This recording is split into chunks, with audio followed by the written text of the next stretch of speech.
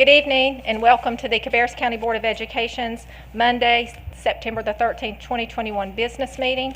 The board has just reconvened into open session and the meeting has been called to order. Before we get started with our presentation of colors, I would ask that our viewing audience and all here join us in a moment of silence in remembrance of 9/11 and the 13 soldiers that we lost in Afghanistan, and also the CCS family that we lost over this past week. Please join me.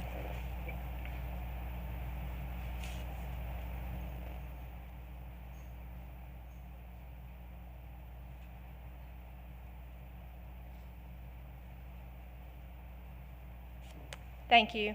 Now we will move to our opening ceremony. We will begin with our presentations of colors.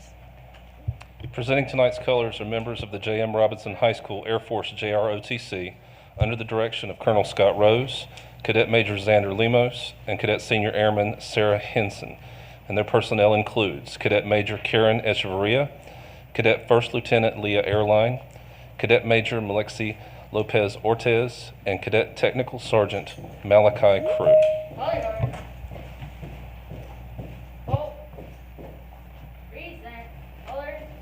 Please stand.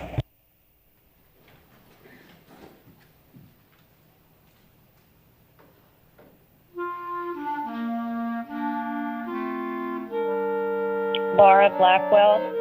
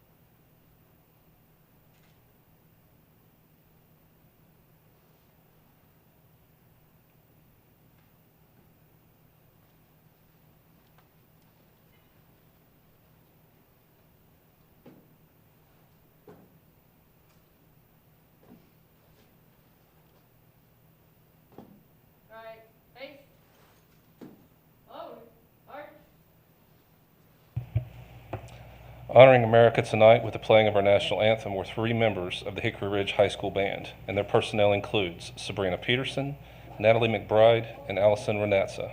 The director of the Hickory Ridge High School Band program is Mr. Chris White. Thank you. Thank you.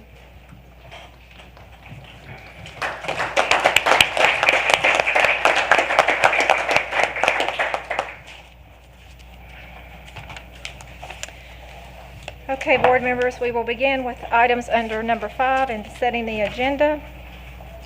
May I have a motion that the September 13th, 2021 business meeting agenda be approved as presented?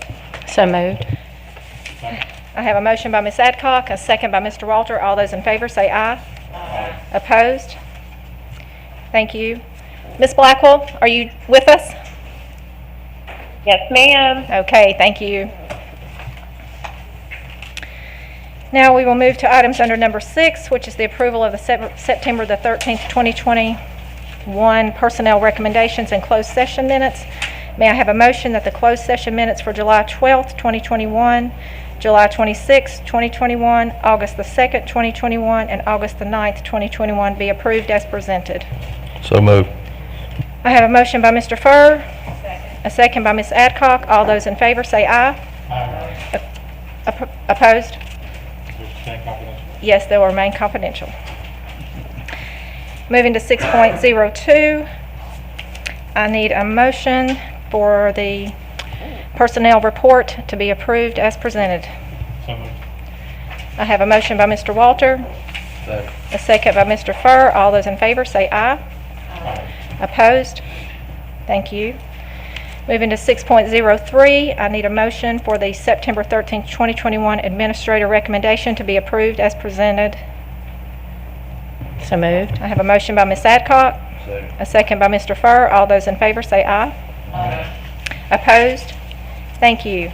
Now we will begin with our items under number 7, which is our recognitions, starting with 7.01, the beginning teacher of the year, and we will have Mrs. Angie Wood, our interim director of human resources, to the podium.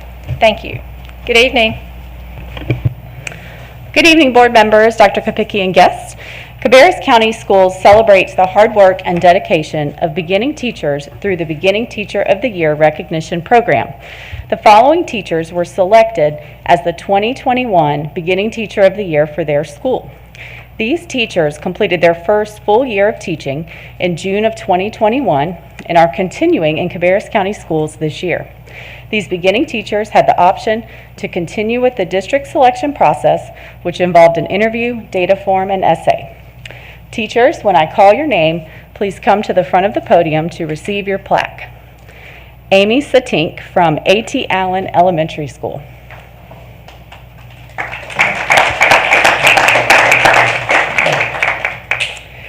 Victoria Warren from Coltrane Webb STEM Elementary School was unable to attend this evening. Donzel Clear from Concord High School.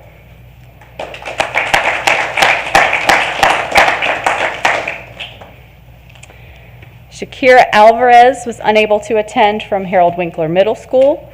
Jenna Myers, unfortunately, was unable to attend from Hickory Ridge Elementary School, and Emma Moralski from Patriot STEM Elementary School was also unable to attend. We do have from Rocky River Elementary School, Brianna Gosden.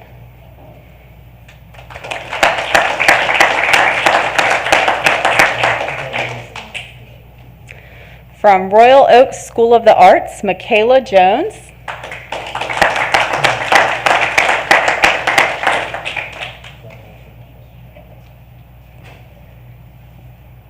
And from W.M. Irvin Elementary School, Madison Slagle.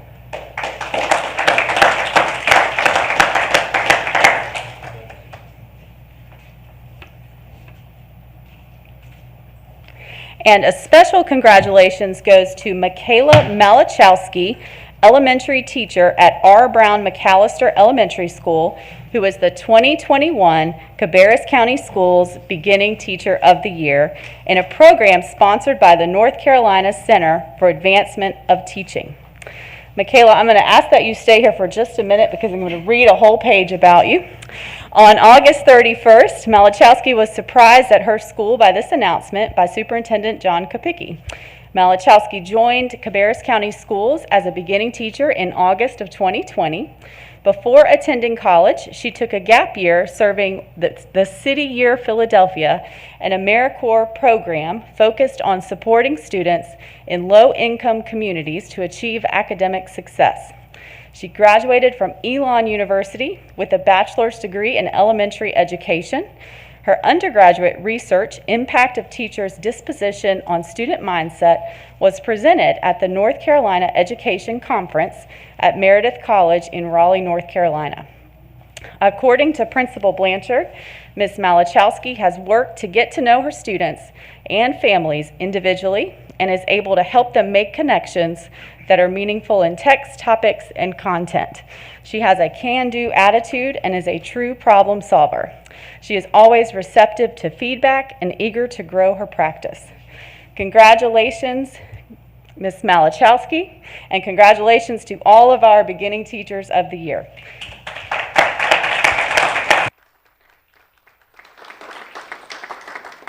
Thank you. And we'll say an extra congratulations to all of our Teachers of the Year as they exit the door. And we will move to our Impact Through Education Awards, our 7.02, and we will have Mrs. Ronnie Boone, Director of Communications, to the podium. Good evening. Good evening. Good evening, Madam Chair, board members, Dr. Kapicki, and to everyone watching on our live stream. Tonight we kick off a new season of Impact Through Education Awards for the 2021-22 school year. And we're excited to welcome back our sponsors, Equitable, for these staff and student awards.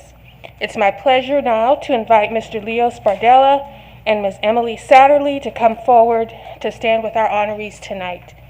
And they're here representing Equitable.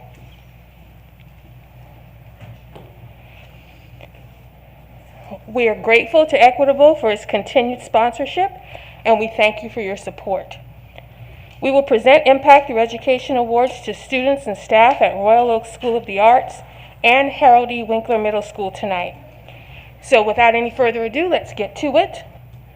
First up is Royal Oak School of the Arts. And I'd like to invite any members of the school's administrative team to come forward at this time.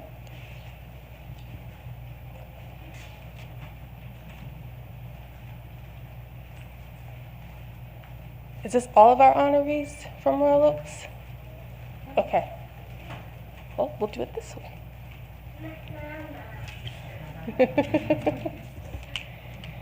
Okay, so when I start talking about each honoree, if you would just step forward, the honoree will step forward just a little bit, and then that way we'll know who's who. Our first honoree from Royal Oaks is Ella Love. Ella is a 7th grader at Royal Oaks School of the Arts. And the first thing people notice about Ella is her compassionate spirit.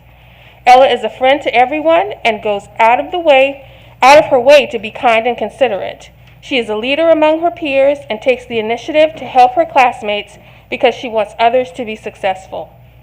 Other students will tell you that Ella is always there if you need help with something or if you just need a friend. Ella makes everyone feel welcome and included, and she strives for excellence in all that she does. She seeks opportunities to grow and challenge herself as a learner and is always exceeding expectations. Ella's favorite subject at school is math because she loves the feeling of accomplishment she gets when she solves challenging problems. In her free time, Ella enjoys crafting, making bracelets and earrings, playing piano, volleyball, and tennis. She aspires to become an entrepreneur and open her own boutique where she will sell her own unique items. Ella's advice to other students is to always be kind, think positive, and never give up when things get tough. Thank you, Ella, for being a role model student at Royal Oak School of the Arts, and congratulations on your Impact Award.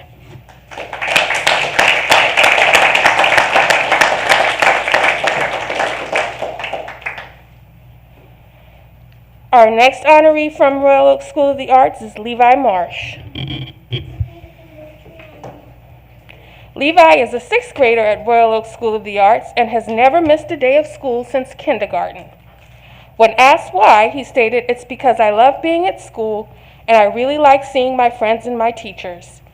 He is a theater major and theater is his favorite subject of the day because he likes to show his expression without feeling embarrassed. Math comes in as a close second for favorite subjects because he loves a good math challenge. In his free time, Levi enjoys fishing, weightlifting, watching YouTube, and collecting coins. He aspires to become an orthodontist when he grows up. Teachers say Levi has a love for learning and for being the best at everything he does. He takes pride in his work and his education, and he's always in a good mood. Levi is always considers the feelings of others, and students enjoy being around him because he makes them laugh with a funny joke or even a card trick. Levi's advice to other students is to challenge yourself and don't be afraid to try new things. Thank you, Levi, for being an inspiration to the Royal Oak School community, and congratulations on your Impact Through Education Award.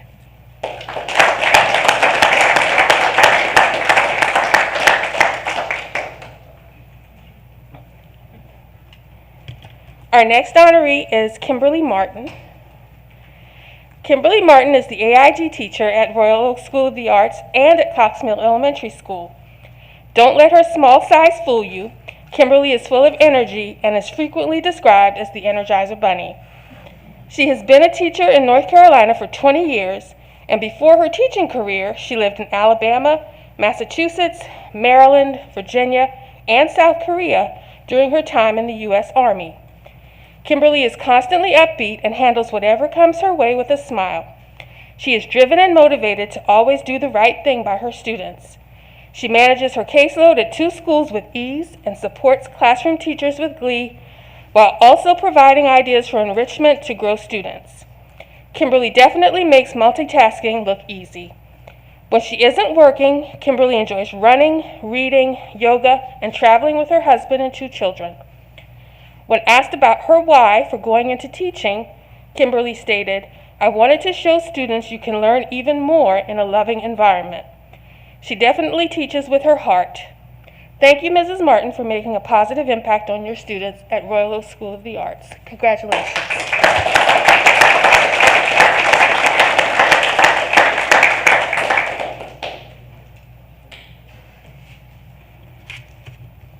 And our final honoree from Royal Oak School of the Arts is Karen Grimm.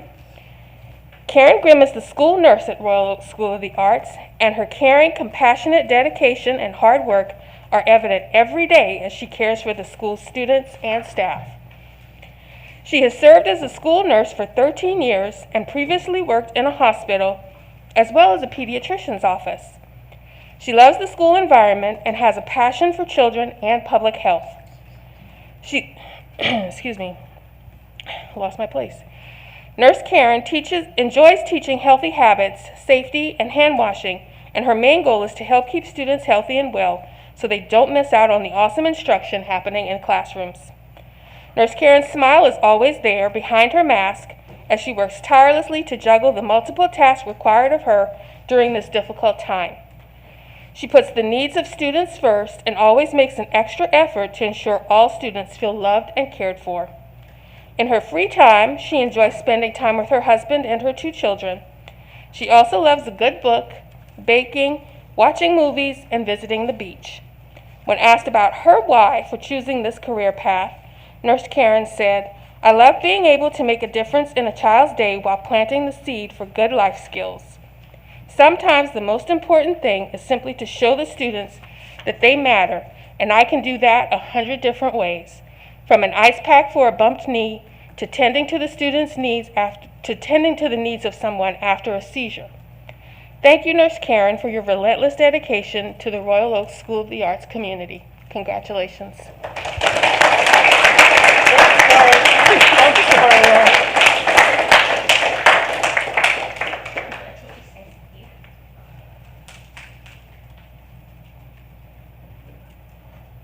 I got you guys.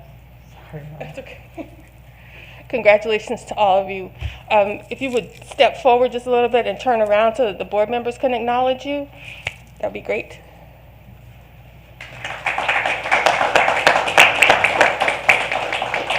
Congratulations to all, and thank you for all that you do. Exit that way.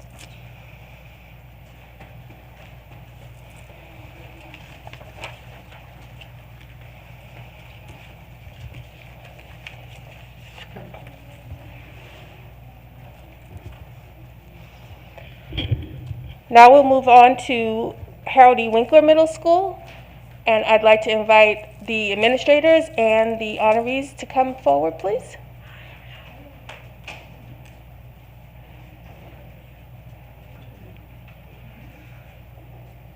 Are y'all doing them one at a time? Okay, great. Okay. So our first honoree from Harold E. Winkler Middle School is Lilly Roach. Is this Lilly? Lilly is an outstanding student leader at Winkler Middle School who has an amazing impact on the school community. She's an outstanding student with keen intellect and a sense of inquiry who seeks out academic challenges to become more knowledgeable. Lilly also uses her intellect to support her classmates to ensure that they are learning and growing. She supports her classmates as a peer mediator, helping to solve conflicts. In general, Lilly's teachers say she is simply an exceptional human being who cares about others and goes out of her way to make sure they have good lives. We are honored to recognize Lilly for her impact on education at Winkler Middle School. Congratulations. Just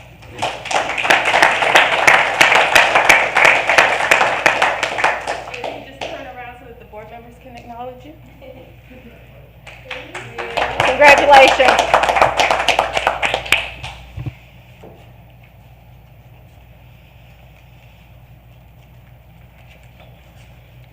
Our next honoree is Braxton Wilson.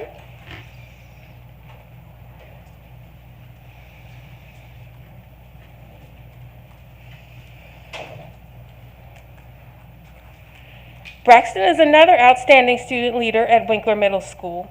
He joined the Winkler family in 6th grade as a virtual student, but immediately impressed all of his teachers with his insight and intellect.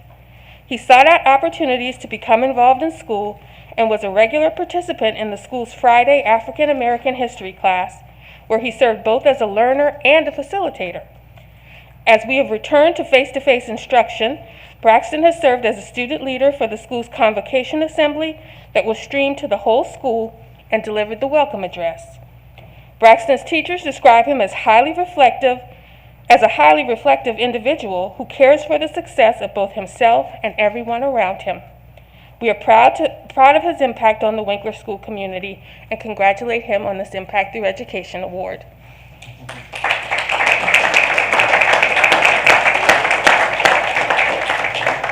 We'll just turn around and let the board members acknowledge you guys. Congratulations. Good job, Mom and Dad. And then you can just exit that way. You can go that way, yes. Come on in. Come on. Our next honoree from Harold Winkler Middle School is Mrs. Alicia Rowland. Mrs. Rowland is a teacher in our structured learning class at Winkler, where she works with students with autism. Over the past 5 years, Mrs. Rowland has impacted countless students' lives, both in and out of the classroom. With her own students, she exhibits exceptional patience and is determined that all students have the right to a great education. Her students grow and learn both the content and the skills they need to live successful lives. Outside of her classroom, she organizes events to help faculty, staff, and students get to know her students and to get her students involved in all parts of the school. She also works with the cheerleading team for students who have special needs. We are so proud of Mrs. Rowland's leadership, and her colleagues tell us how much she does each day to make their jobs easier and all students' lives better. Congratulations, Mrs. Rowland, on your Impact Through Education Award.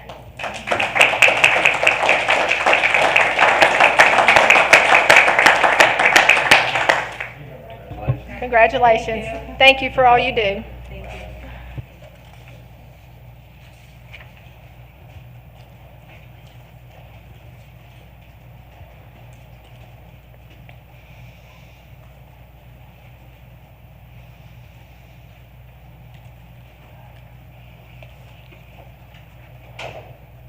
And our final honoree this evening from Winkler Middle School is Mrs. Penny Schiele. Mrs. Schiele is the data manager for Winkler Middle School and does so much behind the scenes to make sure everyone in the building grows and learns. Each summer, she makes sure that more than 1,200 students have a schedule, and throughout the school year, she answers unending questions to make sure that faculty and staff have all the information they need to support students. Last year, she reset the master schedule 4 times to make sure that they were always doing what was right for students. Mrs. Schiele is a listening ear for almost everyone. They know they can come to her with anything, and she will listen with an open heart and probably offer you some saltwater taffy to make you feel better. Mrs. Schiele's exceptional work ethic and calm demeanor, especially during times of stress, have such a tremendous impact on everyone in the school. She truly is the glue that keeps Winkler together. We are so honored to recognize Mrs. Schiele with this Impact Through Education Award. Congratulations.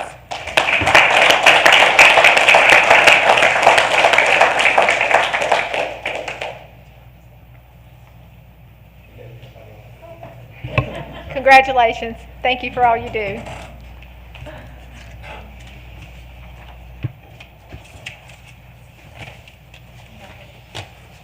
Okay, Mrs. Boone, we will keep you for 7.03 and the Hilbish Ford Teacher of the Month.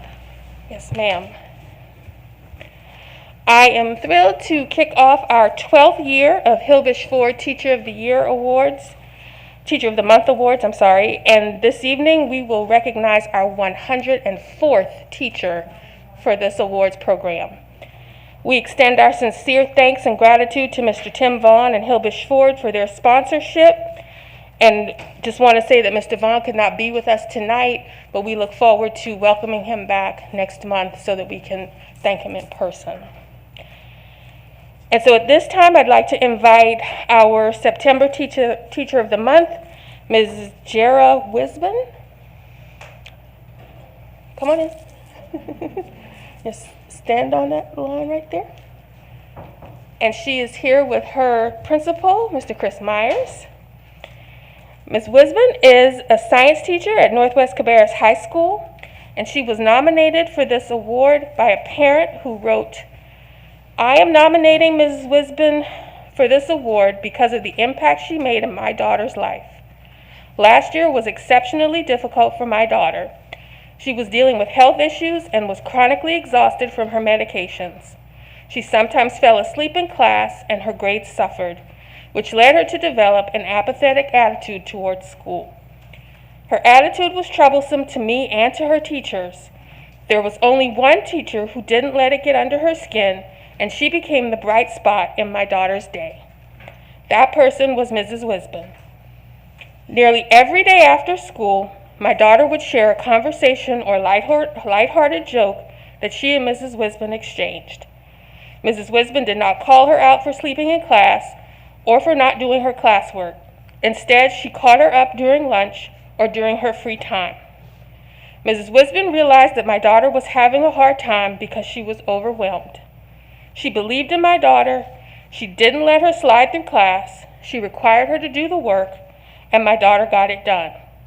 I am beyond grateful for the grace that Mrs. Wisbon showed my daughter, and if it hadn't been for her, my daughter would not have stayed in school or spent time over the summer planning for her senior year and her future. Mrs. Wisbon is my hero.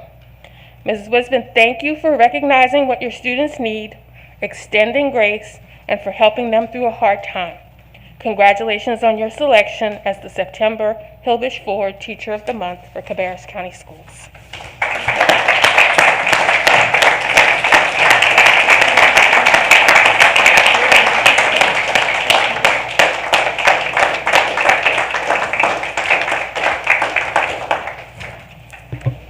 Thank you, and thank you for all you do.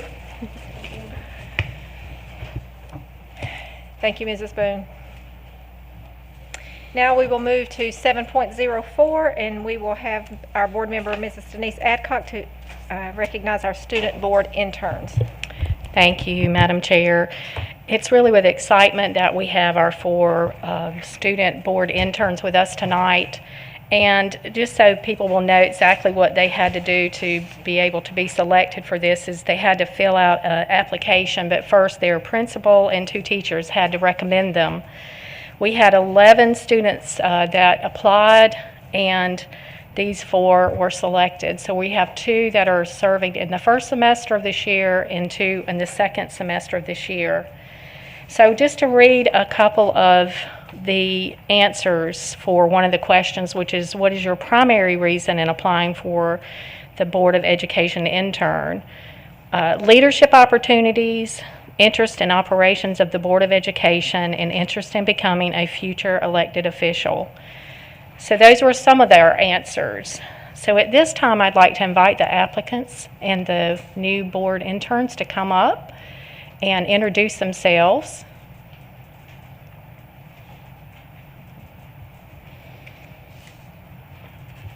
If you'll just tell what high school and what grade you're in. Good evening, everyone. My name is Yash Stacker, and I'm a senior at Cox Mill High School. I want to thank the board and Cabarrus County for this opportunity. Thank you very much. Sorry. Hello, I'm Priya. I'm right now a junior. Thank you for having me here.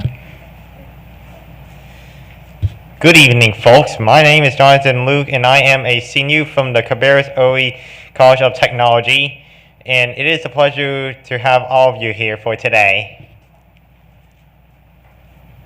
Good evening. My name is Camille Rogers, and I am a junior at Cox Mill High School. Thank you for this opportunity. Thank you all, and let's give them a round of applause.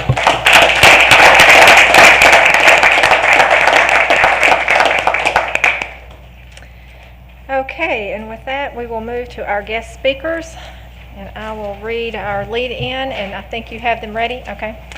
In accordance with Board Policy 2310, a part of each business meeting will be set aside for citizens to address the board through public comment.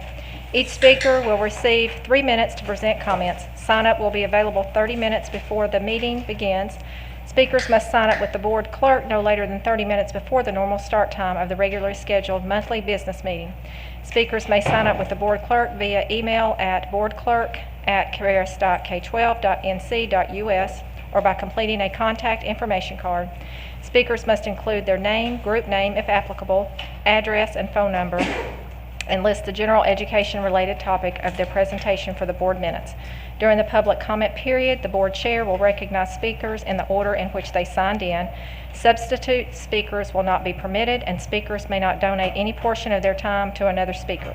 If a speaker is unable to present all of his or her information within the specified limit, the speaker may provide the board with additional information in written form. If an unusually large number of people request to speak, a majority of the board may decide to reduce the time for each individual or to require the designation of a spokesperson for each group of persons supporting or opposing the same positions. At any time, the board may establish additional procedures to ensure that public comment sessions proceed in an efficient and orderly manner. Board members will not respond to individuals who address the board except to request clarification of points made by the presenter. Except in cases of emergency, information received during presentations will not be acted upon at the time it is received. It will take a unanimous vote of the board members present to take action on a presentation considered to be of an unusual or emergency nature at the time it is presented. Disruptions by any person or persons of a public meeting will be subject to action in accordance with General Statute 143-318-17. And we will begin with our first speaker, Caitlin Barnhill. Hello, my name is Caitlin Barnhill, and I'm currently a sophomore. I'm homeschooled, but I went to Central Cabarrus last year. I'm at home every single day because I would rather be at home than repeat last year's miserable school year. I should not feel unhappy or unsafe anywhere, especially at school, nor should I feel forced to do something I know is wrong. You know it, I know it. We're not learning efficiently. We need to see each other's faces and smiles. I want to see my friends. I want to see my teachers. I also want to know that my 4-year-old brother will not have to suffer in a mask for 7 to 8 hours, 5 days a week, breathing in his own toxins.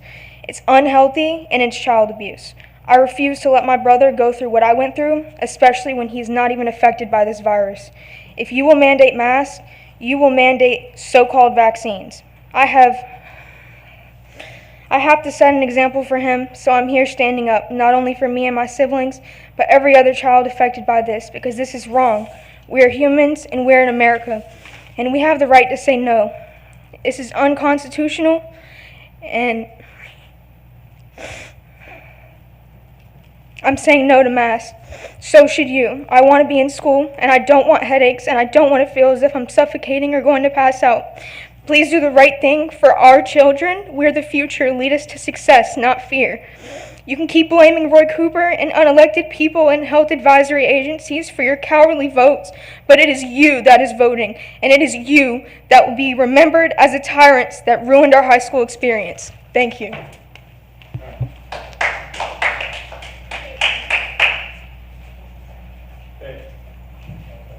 We have speaker number 2, Kelly Becker.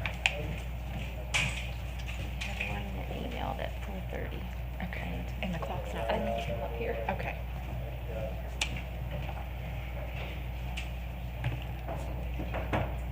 Ms. Baker? Okay, you can begin anytime. All right, I am here to talk about masks again. And when we talk about masks, there are really 2 questions that we have to ask. Are we going to continue to require masks for all our students? And are we going to support keeping our kids in school? So there are lots of opinions on masks and COVID and everything else, but I think to get to the correct decision, the correct vote, anytime you're voting on masks, you need to look at the facts. So there are 4 facts that I want to talk about tonight. Number 1, it is your job to support our children's education. That's what you took an oath to do. That's what you're voted in to do. That's what you're here to do. Number 2, every one of you has said during this pandemic, let's get our kids in school. Let's keep our kids in school, right? That is a goal. We know the kids learn better. Number 3, if all kids are required to wear masks, less children were quarantined. That's a fact based on the guidelines that we're given. Right? That's not debatable, it is just a fact. If more kids have masks on, less kids go home in quarantining. So the 4th fact is, the less kids we have in quarantine, the more kids are in school. So when you vote on masks, I asked you to vote to keep our kids in school. It's not about masks, it's about keeping our kids in school. Masks are just the way we have to do it right now, and that is what it is.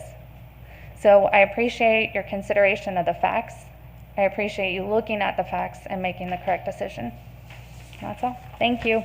Thank you for being here. Speaker number 3, Jonathan Allman.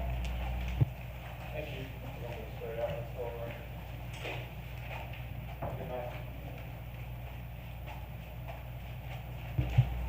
Mr. Allman. Hello, good evening. Great to not see you guys smiling again. I brought my wife's, I think this is dry shampoo. I was going to see if anybody would be willing to test it if I stand 3 feet from you and spray it and see if you can smell it. But I guess if you can't smell it, then you probably need to get tested because you've lost your sense of smell and taste. Was going to do a pop quiz for you guys just to see if you guys could answer. So the first question is, who said this? First, we've got population. The world today has 6.8 billion people. That's headed up to about 9 billion. Now, if we do a really great job on new vaccines, healthcare, and reproductive health services, we can lower that by perhaps 10 or 15%. Was that Donald Trump? Was that Klaus Schwab? Or was that Bill Gates? It was Bill Gates. What's the current survival rate for COVID, ages 0 to 18 in North Carolina? Is it 10%, 85%, or 99.997%? Question 4. Blank is an FDA-approved anti-parasitic World Health Organization essential medicine that has been used in humans for over 35 years with 4 billion doses safely administered. Is that the COVID-19 vaccine?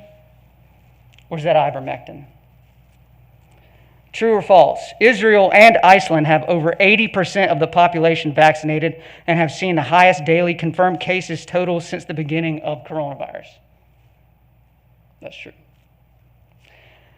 The inventor of the, we're going to skip that one because it has some bad language. If I go to the hospital because I have a heart attack, but a mandatory test for COVID and it's positive, am I in the hospital for a heart attack or COVID?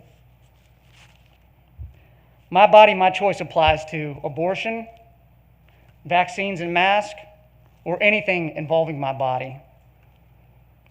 Which Supreme Court case ruled all laws which are repugnant to the Constitution are null and void? See, our lawyer in-house isn't here. The new federal vaccine mandate has an exception for the post office. That's true. I guess you can't steal an election without the post office. All of this stuff is just a pretend test. I think all of us are failing our children. Half those masks aren't even, I think you're the only one that's wearing one that's actually doing anything. I don't know, that's really all I have to say. Thank you for being with us. Speaker number 4, Rosalind Brown.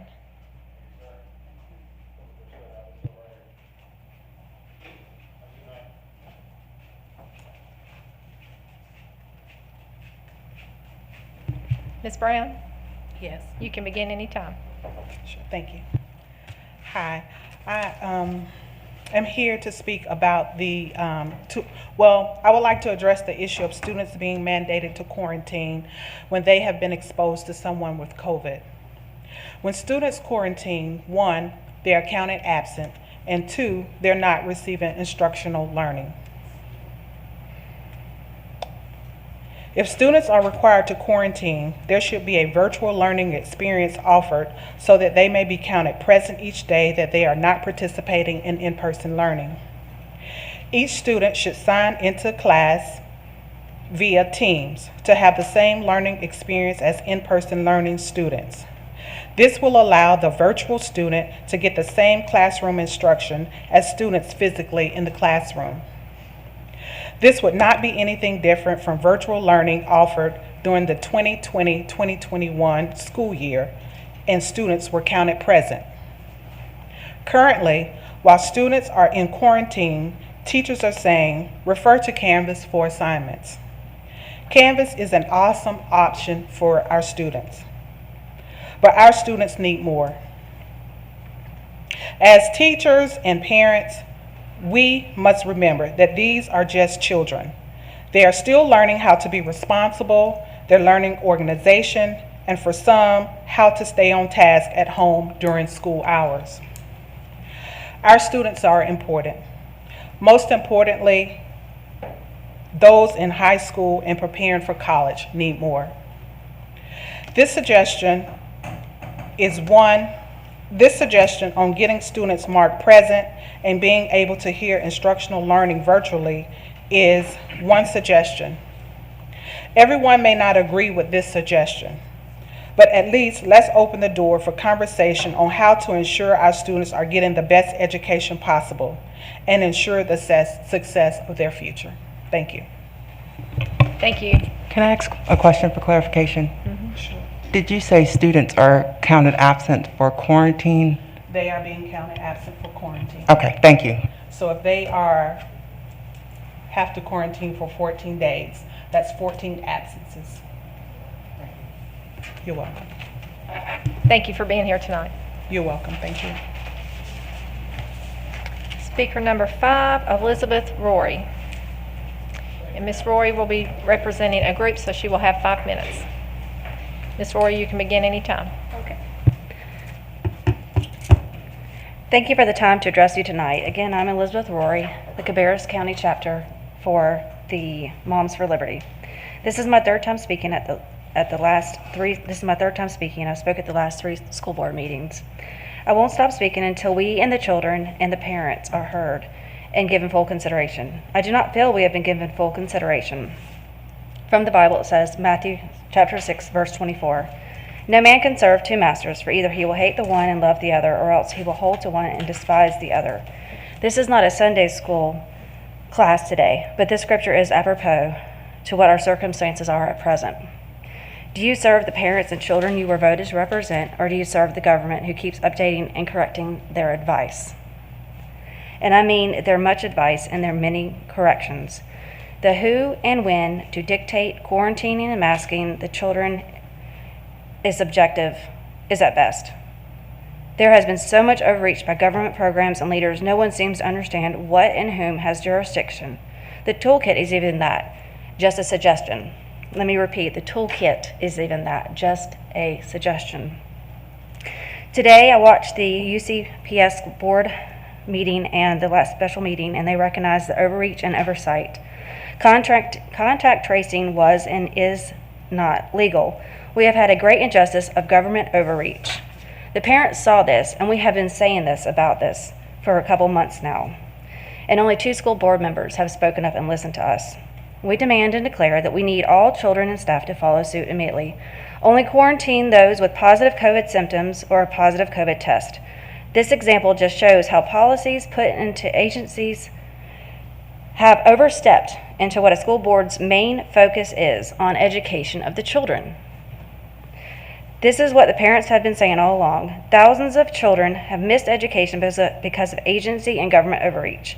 Let this be a lesson to not allow others from overreaching again. Our own county has suffered, or shall I say our children's education has suffered, over erroneously quarantining children from the contact tracing. Those children are not sick. We have children not sick being removed from school. They're missing their education, and they don't even have a positive COVID test or symptoms from COVID. The contact tracing should have never been in place, and we ask this to be stopped immediately.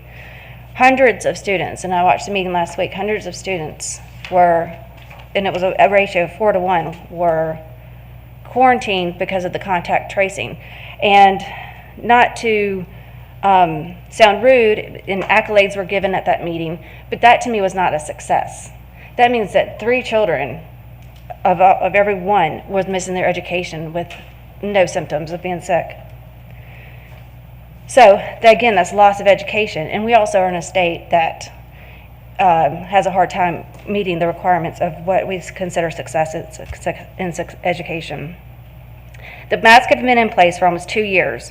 The masks have not stopped COVID, nor will they ever. The masks are unhealthy, emotionally and physically damaging, restrict education, and absolutely unnecessary, and I would even say illegal. We have proven all this with the facts from CDC and FDA and other agencies that have not been consistent in their regulations of the mask. What they have been consistent in is communication regarding masks is do what I say, but not do as I do. I'm not a believer in masks, but when we see federal, state, and local leaders not wearing masks at public events and at the same time chastising children and parents, this is just wrong. Again, masks need to be optional. COVID will not be stopped by masks, but COVID is affecting the physical, emotional, social, and educational lives of children. There are so many contradictions on where and where to mask that I don't even know anything at all at this point. When nothing makes sense, everything makes sense. We're being played about the effectiveness of masks. All of us have been played by self-serving agencies and government overreach. I will add here, too, that masks were all optional in many, many, many counties until that meeting Thursday with Governor Cooper. And then after that, everybody changed their mask optional to mask mandatory. The severity of children affected by COVID has also been grossly exaggerated. Less than 1% of children nationwide have died. For comparison on the death being a factor, in NC alone, according to the NCDHHS, the government checked up the mortality. Over 5,000 children in North Carolina die each year in North Carolina due to suicide, due to cancer, and such things. So, and all deaths are important, but I'm just trying to put it in perspective. All of these measures have taken away the children's rights to an education. And have you ever considered an exit plan of what measures of what we're looking at to get our liberty back? We want our liberty back. Thank you.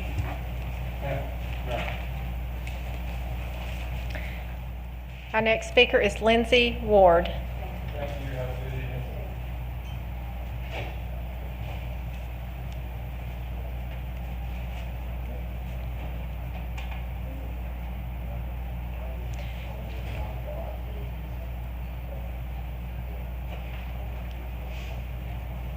Ms. Ward?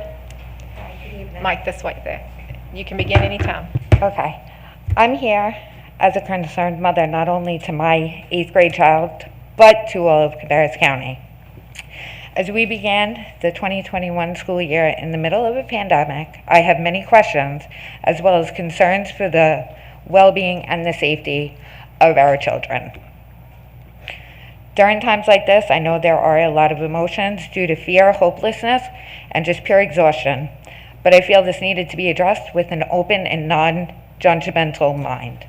As a parent, we're to protect our children. As we all know, COVID, Delta, Mu, and the flu, and the common cold are here to stay, and they're not going anywhere. How do you guys expect our children to learn and grow when we have to run and pick them up when the school nurse calls for a headache? These children test positive for COVID. Ask yourself, do you really think that Canvas is teaching them without assistance on the spot from the teachers? Where I saw this firsthand with virtual learning. Took a day or so to get back to the students with questions. This is setting the students up for falling behind, lowering their self-esteem because they feel lost when they return, and just straining their mental health due to the lack of engagement. With 9 people on the board, I truly believe we could all put our minds together and accommodate. How about virtual learning for the children that are in isolation? I can't speak for everybody, but I can most certainly speak my thoughts and views. My daughter began school on the 23rd. She was out on the 24th due to what we thought was asthma allergies. Little to my surprise, she had tested positive for COVID-19. Once I reached out to the school to advise, nobody called me back immediately. I continued to call like I was one of those extended warranty companies trying to get my daughter to get her schoolwork. My daughter was supposed to return on the 31st after her, quote, 10-day isolation, but she still was showing symptoms of COVID-19. My daughter did not return until the 7th.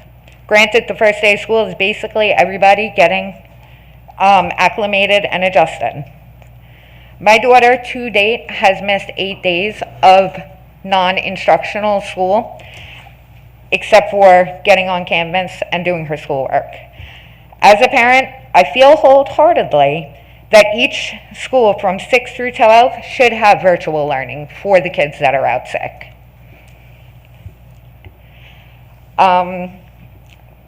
First-hand words from the COVID task force: students who test positive cannot attend school or events until their return date that they receive from a school nurse or a principal. Are they doctors? They're not. Thank you, guys. Thank you. Yeah. Our next speaker is Jennifer Dozer.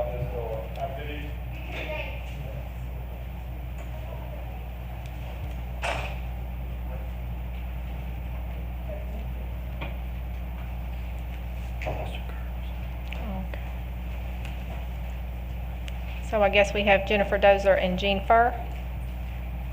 Okay, you can begin anytime. Good evening. So in case you haven't been outside recently, the seasons are changing and it's time for allergies to flare. It's absolutely ridiculous that students are being told they must quarantine or get tested simply because of allergies. My 10-year-old is scared to cough or sneeze in class thinking that he will be quarantined. We should follow the lead of Union County, who has discontinued the use of masks, contact tracing, and quarantining, which we were actually told would not happen at all, but it clearly is. How many of the quarantine students are actually testing positive during their quarantine period? On another note, I do have concerns regarding the hate that one board member seems to be spewing into the community. She has stated on her school board page that students and adults in the Mount Pleasant community would treat her children differently simply because of their skin color.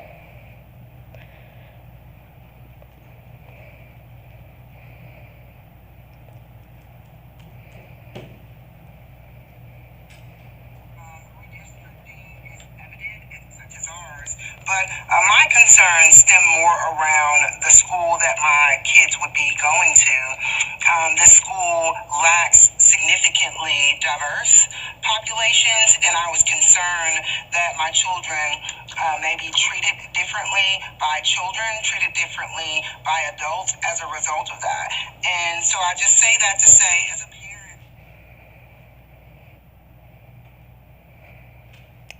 She has also referred to myself and 5 others as an angry mob and ranted on Facebook Live for about 10 minutes because we were standing outside where the officers had asked us to stand and finish our conversation.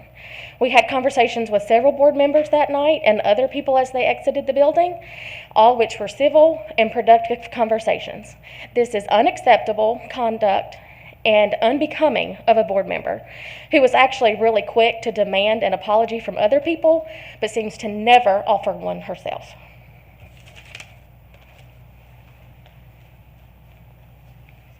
So is this a message that we want to portray to the students, that you can falsely accuse people of doing things that are in fact blatant lies to seek attention for yourself? Some of the Facebook comments include people asking why we were not arrested. Why have we not been banned from coming to future meetings? And then she says that the mob may or may not have been angry after repeatedly calling us an angry mob. I can't figure out what led her to that conclusion. There was no chanting, yelling, holding signs, nothing that would give the impression of anger or protest. One of the other ladies that was outside that night commented on the video to set the record straight and inform Ms. Sandage that there was no angry mob. She did post an apologetic comment, but then left the video up, which already had 7 shares. That shows me that she indeed was not sorry, or she would have made a public apology for saying such awful things about parents who care about the health and safety of our students. I emailed on August 19th and the 31st, and she has had ample time to reach out to me and the others that sent emails. Our students should not have such a divisive example set to think the worst about people and incite anger and fear. The other members of the board had no issues walking past us on the sidewalk that night. We talked to them, thanked them for their time, and we would have done the same to her had she walked past us that night, because we know that anger is not a productive way to handle situations. I've noticed in her videos that she's really good at making painful assumptions about innocent people. When she posted the video about her children not going to Mount Pleasant, I find it appalling to think that my children would treat hers any differently because of the color of their skin. Her video makes the teachers and students and parents of Mount Pleasant sound racist, when in fact it really seems to be the other way around. So not only does she get it wrong when making assumptions that the 6 adults and 1 student's having a conversation on the sidewalk were an angry mob, but even worse, that it's her opinion that her kids would be treated differently, because the Mount Pleasant community is so much better than that. On a different note, the mask breaks are not being given appropriately, in my opinion, at our schools. Some schools and classes are given mask breaks all the time, while others are not giving any. They're only getting breaks during lunch, maybe 3 minutes to walk around the school right afterwards. They need time to breathe. There are students that wear their mask properly because they are so fearful of being yelled at and called out in front of their friends. So they leave it up all day, regardless if they're having difficulty breathing. Other kids take advantage of drinking water, pull their mask down as many times as they can throughout the day. It's not fair what's being done. If the school board's gonna vote to include mask breaks, then there needs to be a standard set. The board needs to set a precedence for how long and how often breaks should be given to the students. This has got to change. Thank you for being here tonight. And our last speaker is Susan Benton.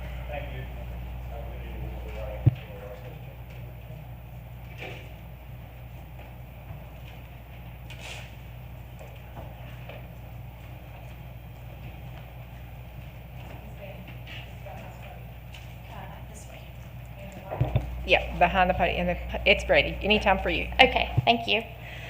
My daughter came home from school today very upset. During her second period class, the Pledge of Allegiance was recited over the intercom. She noticed words, "One nation under God," had been removed from the pledge. The form of the pledge we use today was largely devised by Francis Bellamy in 1892 and formally adopted by Congress as the pledge 50 years later. The official name of the Pledge of Allegiance was adopted in 1945. The most recent alteration of its wording came on Flag Day, June 14th, in 1954, when the words "under God" were added. Why are staff and administrators trying to erase history? Changing the pledge is not the school's job, it's Congress's job. There were plenty of emails sent last week regarding the pledge not being said. We were advised that it would be fixed. Is butchering the Pledge of Allegiance by taking the God out of it the school's way of fixing it?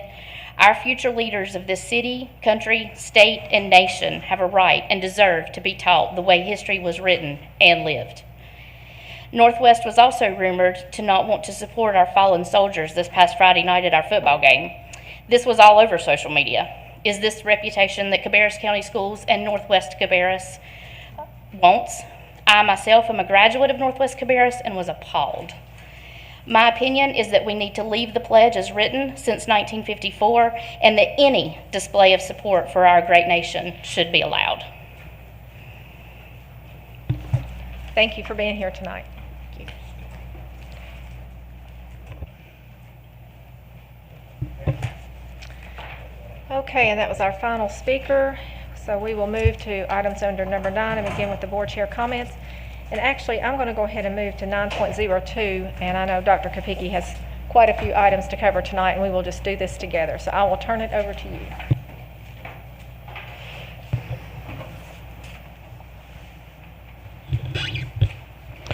Thank you, Madam Chair. I want to begin by saying thank you to our community partners for the support of our students, staff, and schools as we begin the new school year. Specifically, thank you to the new teacher orientation sponsors, Costner Law, Cato School of Education at Queen's University, Mark III, Gardner-Webb University, Horace Mann, Allen Tate Realtors, Equitable, and Alcova Mortgage. We also want to say thank you to the following organizations that donated items for students to begin the year with the supplies they needed: KCI Telecommunications of Harrisburg, Radiology Department at Atrium Health Cabarrus, Concord, Afton, Sunset Rotary, and Cabarrus County 9 School Tools Drive. September is National School Attendance Awareness Month. Throughout the month, Cabarrus County Schools will raise awareness about the importance of school attendance through our Rebound with Attendance campaign. The campaign emphasizes that taking action to engage students and families is essential for addressing the absenteeism, enrollment declines, and educational inequities that have been exacerbated by the pandemic. We also know and understand that absences due to required quarantine are a byproduct of the pandemic. Partnership with all stakeholders, school staff, parents, and community is key to help to ensure that students are supported at home and in school. You can follow our district Facebook page for important facts, tips, and updates about school attendance all month long. As you know, Saturday was the 20th anniversary of 9/11. Air Force JROTC cadets from J.M. Robinson High School held a special ceremony and flag vigil on Friday to commemorate the anniversary and included activities held throughout the school day and at the football games on Friday night. Additionally, cadets raised money that will be donated to the 9/11 Memorial Fund. Congratulations are in order for Beverly Hills STEM Elementary School on its North Carolina STEM School of Distinction recognition. The school was formally recognized at the State Board of Education meeting early this month. Double congratulations also are in order for Harrisburg Elementary School on its recognition as the 2021 International Revere House of the Year by the Ron Clark Academy. The award was presented at the Academy's inaugural RCA Houses Conference, where nearly 150 educators participated in a series of workshops, observations, and activities centered around the Academy's house system model, which uses leadership communities labeled houses to increase student engagement, build positive relationships, and bolster academic success. And also on its recognition for the second year is the Academy's International Revere House of the Year. Additionally, we have a number of CCS educators who recently have been recognized for professional excellence. We offer our congratulations to China Oaks and Ali Petrakis, art teachers at Harold E. Winkler Middle School. The North Carolina Art Education Association has named Ms. Oaks the Middle Level Art Educator of the Year and Ms. Petrakis the Rookie Art Educator of the Year. We look forward to recognizing them at an upcoming board meeting. The accolades for Winkler Middle School keep coming as we celebrate Jerry Goodnight, social studies teacher at the school, who was named the National Middle School American History Teacher of the Year by the Sons of the American Revolution. Early College of Technology English teacher Julie Lucas is featured in the September issue of the Association for Supervision and Curriculum Development's Educational Leadership magazine. Her published article is titled Counterbalancing the Screenager Effect and offers educators options for educators to lessen the potential unhealthy effects of teens' increased immersion in digital technology during the pandemic. We also offer our congratulations to STEM coach Laura Cabamis at R. Brown McAllister STEM Elementary on her selection as one of 10 in-service classroom educators for the North Carolina Space Education Ambassadors Program. As a Space Educator Ambassador, Cabanis will participate in professional development beginning this fall that will be conducted by NASA education specialists from Langley Research Center and other NASA field centers. And that concludes our update of some of the activities and some of the accolades and awards that are taking place throughout this school system. And I commend and congratulate all of them. So thank you. You go right to the report now, okay? Absolutely.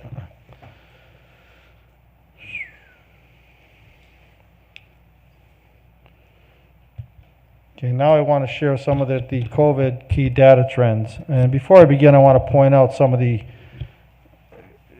comments that were made and some of the things that are being said about the quarantines. We acknowledge and recognize that we need to do a little better job at getting some of that data, especially the data that concerns those kids that are quarantined that are not being positive. What we want to find out, we're going to work with the Cabarrus Health Alliance on in more detail, is to find out how many of those kids that are being quarantined are actually turning a positive. Later this evening, because of a lot of the commentary and a lot of the conversations we've had with the board, the Cabarrus Health Alliance, the community, and others, and our administrators, Mr. Basleys is going to present a proposal to the board that is helping us trying to address some of the, I don't want to say needless quarantines, but we do believe that some of the quarantines that are taking place can be negated where more kids are in school than being quarantined unnecessarily. So we're going to show some of that information when Mr. Basleys makes that presentation. So we do acknowledge that. We do understand that the quarantine is something we need to get better at. We need Cabarrus Health Alliance's help in terms of identifying those students that are actually turning up positive when we do quarantine, so it can help us better utilize that information so that more kids are in school. So we will be working on that in the future. Today, what I'm going to give you is a different look at some of the cumulative data that we have across the school system, and also just to point out some things that I noticed this weekend in an article I read through the Journal of American Medical Association and a report that they did. You'll see that. There's a couple slides real quick on depression and anxiety. Not trying to alarm anybody, but just to point out what we already know and to reinforce why it's so important that we remain in school and that we do all we can to stay in school. And also in that article, there was an article that coincided with the JAMA article on pediatrics by Emily Brazelin, who interviewed 6 participants at various levels in the educational realm across the country and talked about some of the consequences of what the missed learning looked like last year and what it means for educators this year. And that article was titled, "What Will School Really Look Like This Fall?" And she just points out some of the obvious that we know as educators what we're dealing with. But I'm just showing some of these facts and these real simple data points just to reinforce the message we need to stay in school and we need to do all we can to keep our kids there. So the first slide you see is the new cases, the percent positive, the active cases, and those that are hospitalized. This information comes from the Cabarrus Health Alliance. And I guess the positive we take away here is that we see our percent positive starting to drop a little bit to 13.9%. Still high, but the active cases, the hospitalizations, all these numbers, new case and percent positive, are on a decreasing trend, which is good. The number of daily hospitalizations are down from 139 to this week 131. And when you look at the pie charts that we get each week on a weekly basis that differentiates the data by age groups, you can see the age of 0 to 4, 5 to 11, 12 to 17, and age 18 as to where those cases are. You'll see there were 327 this past week, and the distribution of age by color in terms of the chart.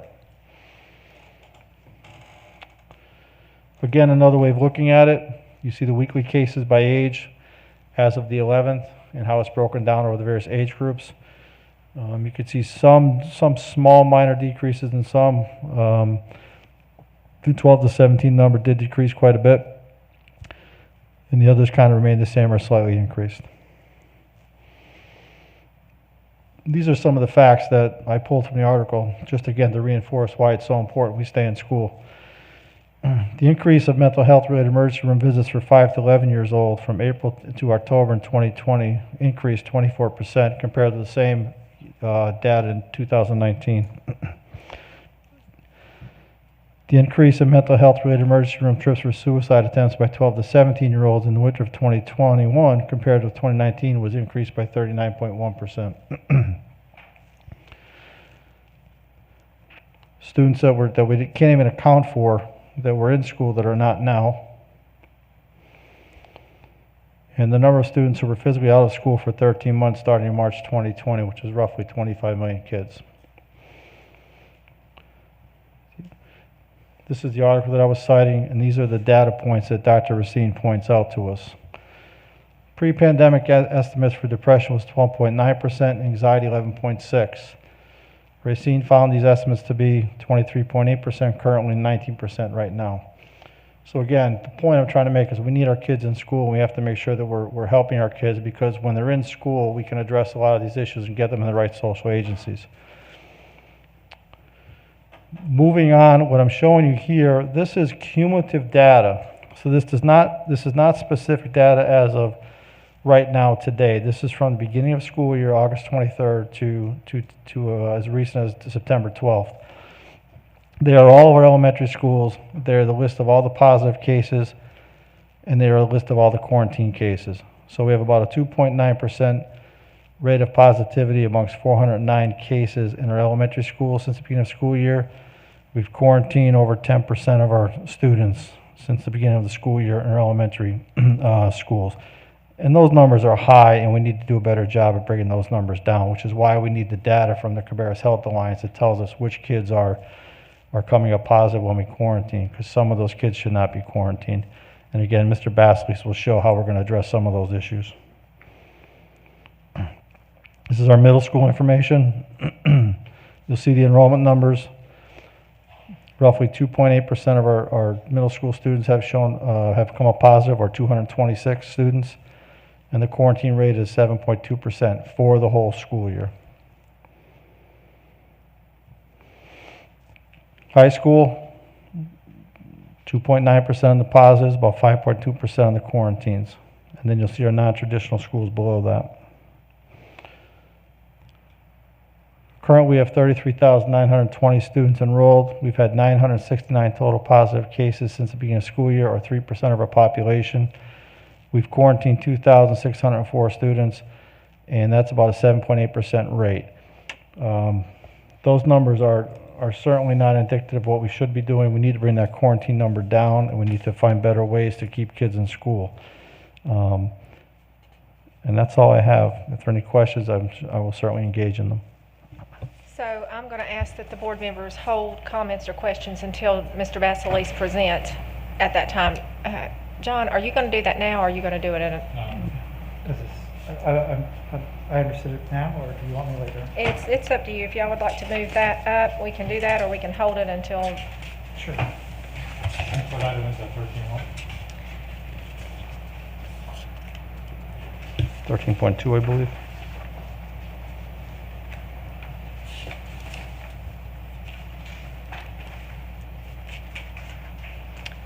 So 13.01. Right. Okay. If you will go ahead and do the presentation, we will actually address it with comments and questions, and then we will just keep the vote actually at 13.01 if everyone's okay with that. Terrific. Okay. May I ask if you all can, Larry, are you able to queue up my slideshows at the end of this? Thank you. So what we're going to go over tonight is a proposal that has come to us through our collaborative efforts with the Cabarrus Health Alliance. The Cabarrus Health Alliance has been really good partners to us in our in this entire process as we've gone through the pandemic. And tonight, what I'll talk to you all about is a modified contact tracing protocol due to the volume of cases that we've been dealing with.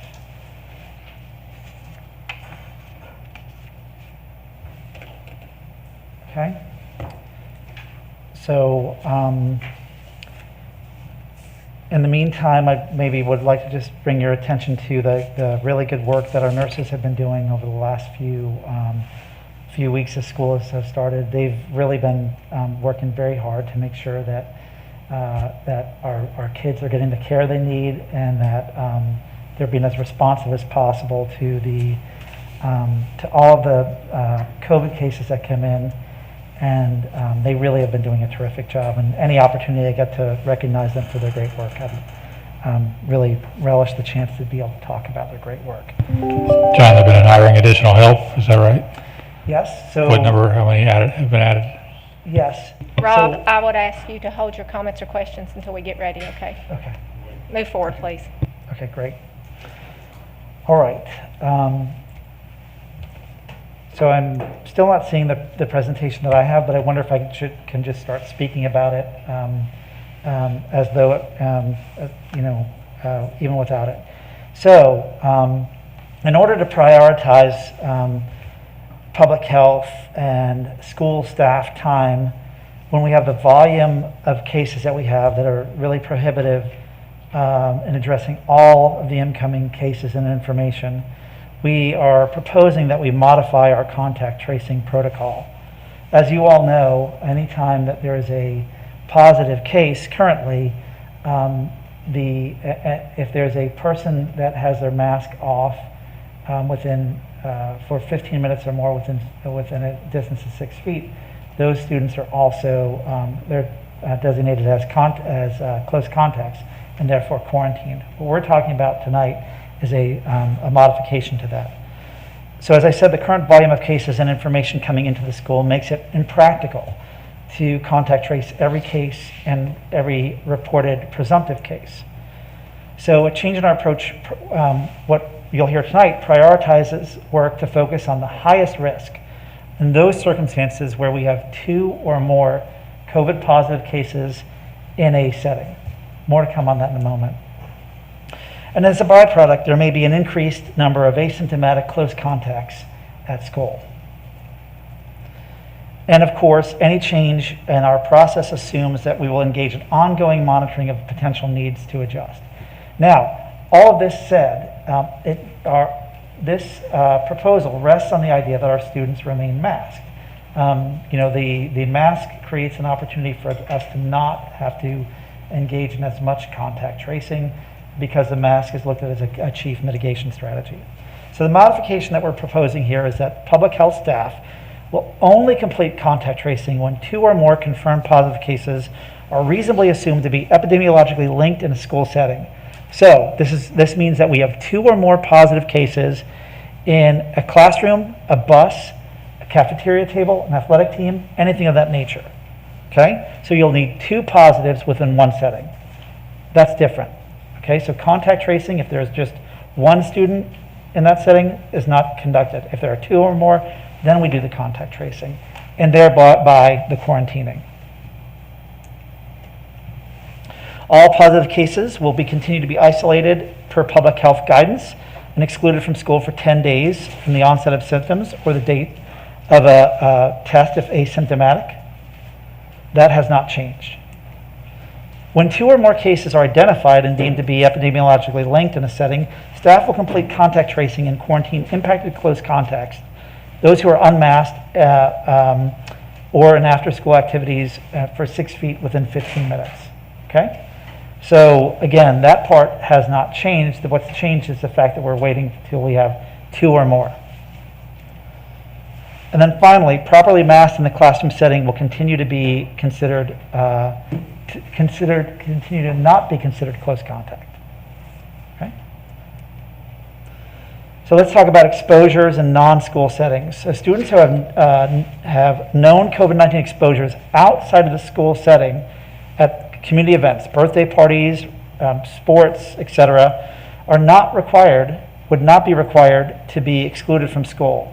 Parents or guardians would be encouraged to monitor symptoms, but are not required to report exposure to the school.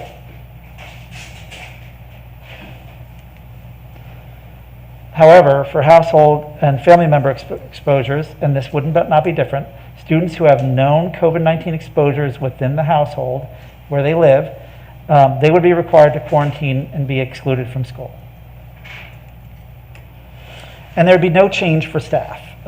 Contact tracing will not be altered for confirmed positive teachers or staff.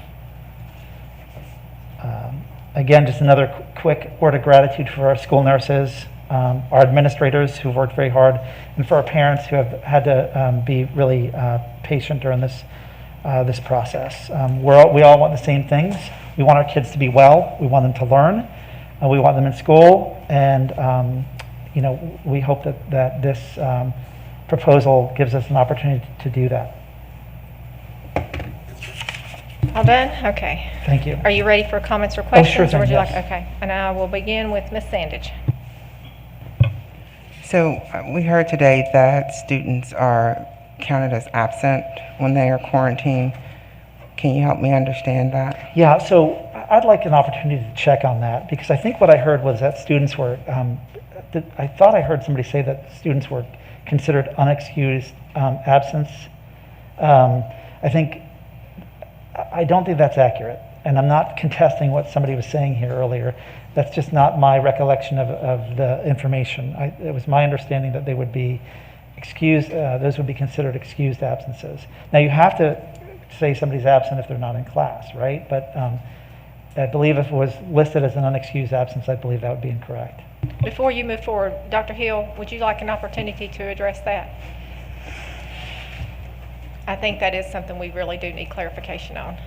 You all will be approving this evening policy 4400, and that's attendance, and I think quarantine is listed as number 1 or 2, that it isn't an absence because they're not in school.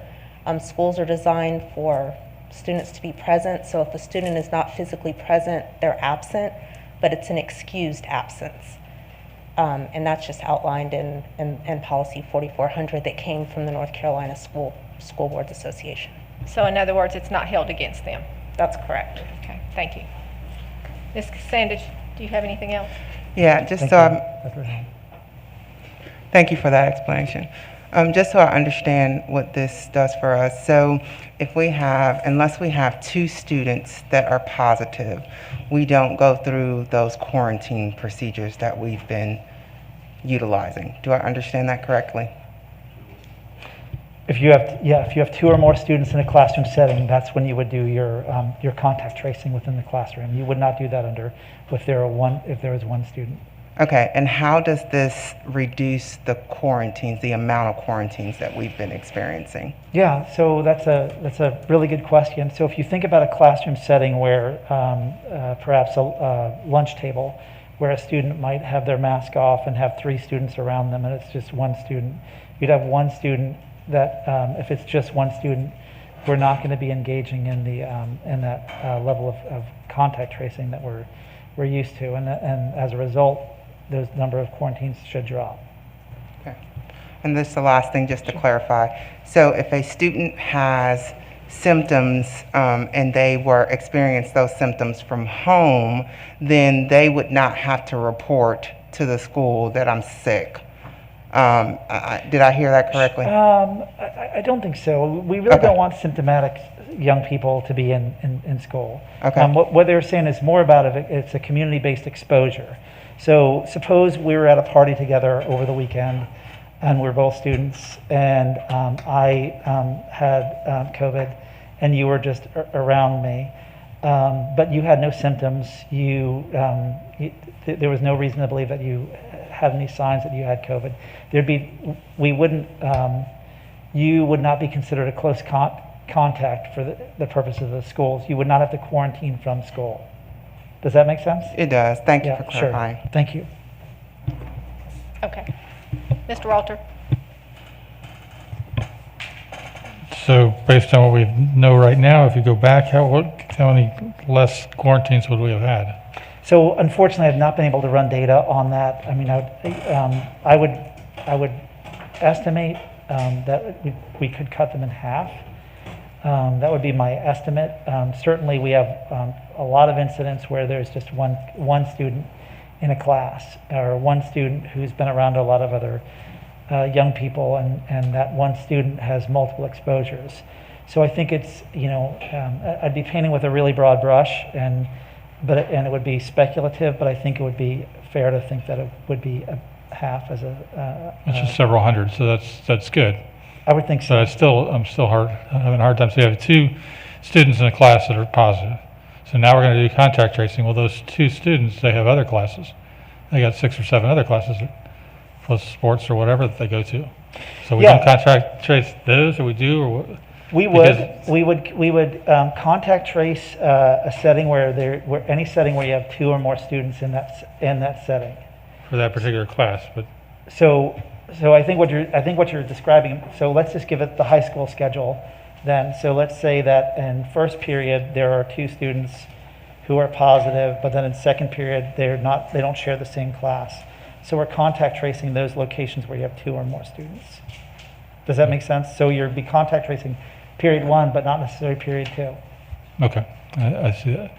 And I guess we were talking before the presentation about the school nursing and the addition of staff because of the contact tracing. That's right. So there is a grant that we're working closely with the Health Alliance on to onboard more support for our nurses. Nurses have been carrying the load. They've just done a tremendous job of doing that. What we're trying to do through this grant is bring on some more public health staff members through the Health Alliance who can free our principals and our nurses up to do the work of instructional leadership and care for students. Is that for the entire school year, or is it? So for the entire school year, right? As we onboard them, they'll, So from when they start. Paid for the whole school year? Till the end of the school year, yes. So to that point, our school nurses have done a fantastic job at basically tracking down, as you can see, thousands of cases of contact tracing. But the problem with that is our nurses have a lot of other duties that they need to do on a day-to-day basis in terms of just what they're hired to do to take care of our children.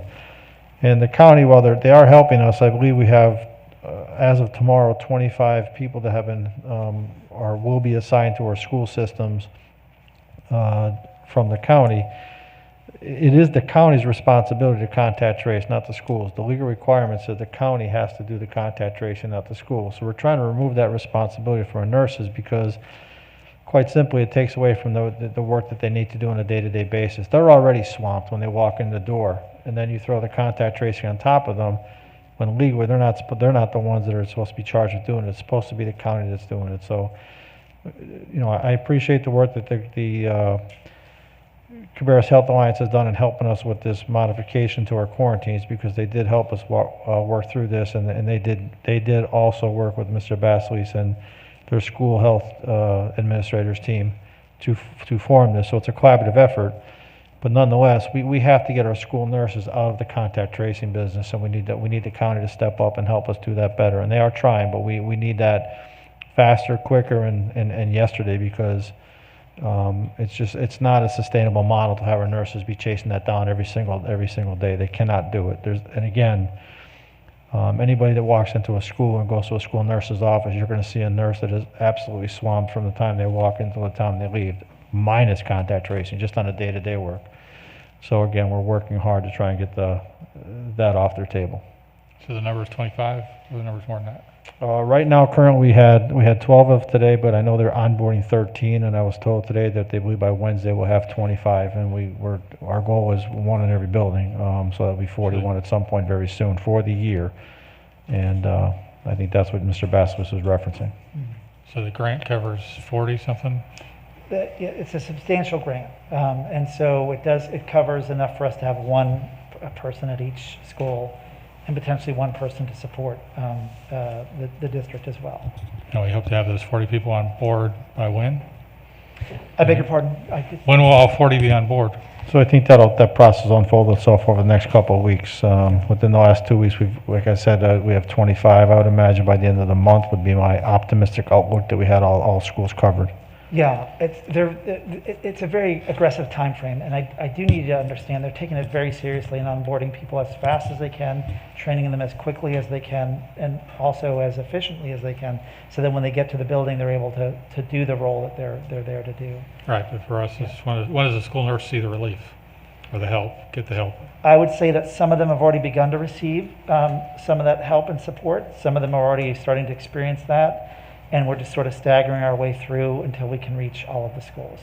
By the end of October, by the end of September, no guesstimate? Ideally, I would love to tell you that by October 1st, everybody will be in place. I would be delighted if that was the case, and that's my sincere hope. That's what we would like to see. Okay. Yeah, but I just can't. I'd hate to overpromise and under-deliver to the board. I understand you're promising. The goal is just... Sure, but the goal is a target, right? Yes, the goal is as soon as possible, and certainly looking at October 1st. Okay. Well, I guess that is good news. And then my other question is, did we have the task force involved in this, or how did the task force get to review this? Or I know I heard we had already met a couple times. What is the status there? Sure. So the task force has not, to my knowledge, reviewed this. This has been a relatively thoughtful but quick measure that we've worked closely with the Health Alliance on in the tail end of last week, and in part out of after some of our discussions at the last board meeting. So I have not had an opportunity to engage the task force in any of this this process. Okay, I appreciate the answer. Sure. That's all. Mr. Furr? Okay. Since we started this conversation, I was thinking about it. I mean, we obviously going to 2 or more is going to lower the numbers. That's just common sense. And but that kind of put me back to at the beginning when we considered 5 as a cluster. Yes. Why would that number not be used? Why would it not be 5 or more instead of 2? Yeah, so I think in terms of the number of students, when you're talking about 5 students, you're talking about something that, at least intuitively, has the feeling of something that is spread and has started to spread pretty quickly. I think the idea of 2, you still I guess the way that I think of it is you still have time to close the door on something with 2. At 3, 4, and 5, I wonder if something's already out of the barn at that point. I hope that's not too broad a metaphor. Well, no, we got to start somewhere, and this is definitely an improvement and should help keep the kids in class. So thank you. Thank you. Ms. Carpenter? Yes, one thing I had asked for, and I didn't see it on the chart, and I had sent our superintendent article from last week. They were talking, and I saw again in Sunday's paper, they were talking about the numbers of 45% for sporting events with clusters, and it was in the paper again Sunday. Out of our quarantine, do we know how much of our personal quarantine is due to our sporting events? Do we know that? Yes, so as of September 10th, and thank you for the inquiry and remind us of the question, we have 56 students that are quarantined. Of our numbers? Of our just numbers, ours. correct. And that's as of September 10th. That's the exact number we have, are 56 students.